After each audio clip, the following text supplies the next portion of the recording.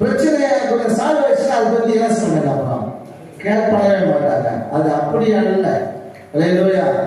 வெள்ளம் போல சத்து நாம் எழுதிட்டு வரும்பொழுது நாம் என்ன செய்யணும்?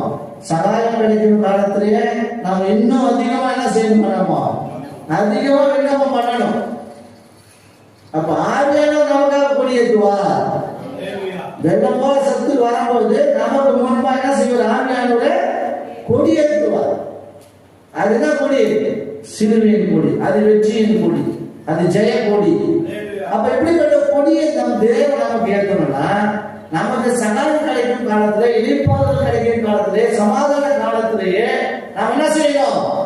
இன்னும் நாம் அதிகமாக நாம் என்ன செய்ய வேண்டும்? ஆண்டவருக்கு ஸ்தோத்திரங்களை துதிய நாம் செலுத்த வேண்டும்.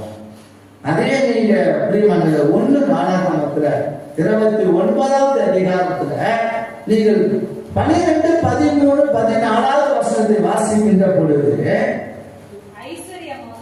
ஐஸ்வர்யமும் கனமும் அவர் என்ன சொல்றாரு? ஐஸ்வர்யமும் கனமும் உம்மாலே வருகிறது என்று சொன்னார். யாரு? தாவீது. தேவரீர் எல்லாவற்றையும் ஆளுகிறவர், உம்முடைய கரத்திலே சத்துவமும் வல்லமையும் உண்டு, எவரையும் மேன்மைப்படுத்தவும் பலப்படுத்தவும் உம்முடைய கரத்தினாலே ஆகும். கரத்தை கட்டி பயன்படுத்தும்.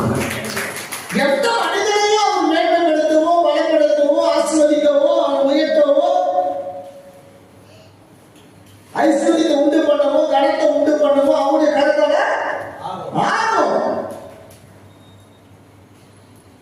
யாருடைய கரத்தினால? அவருடைய, அது அவர்கிட்ட இருக்கு. வானத்தையும் பூமியை உண்டாக்கின தேவனிடத்திலிருந்து உங்களுக்கு என்ன வரும்? ஒத்தாசை வரும். வானத்தை பூமியை உண்டாக்கினவரை நோக்கி நீ பார்க்கின்ற பொழுது அவர் என்ன செய்கிறாரு? அங்கிருந்து சகல ஒத்தாசைகளையும் உதவிகளையும் ஆசீர்வாதத்தையும் கிருபையும் தேவன் அளவிலான அனுப்புகிற தேவனாக இருக்கிறார். அப்போ நாம் என்ன செய்யணும்? சோத்ரம். என்ன சொல்றாரு? சோத்ரம். இப்பொழுதும் நாங்கள் உங்களுக்கு என்ன செய்கிறோம்?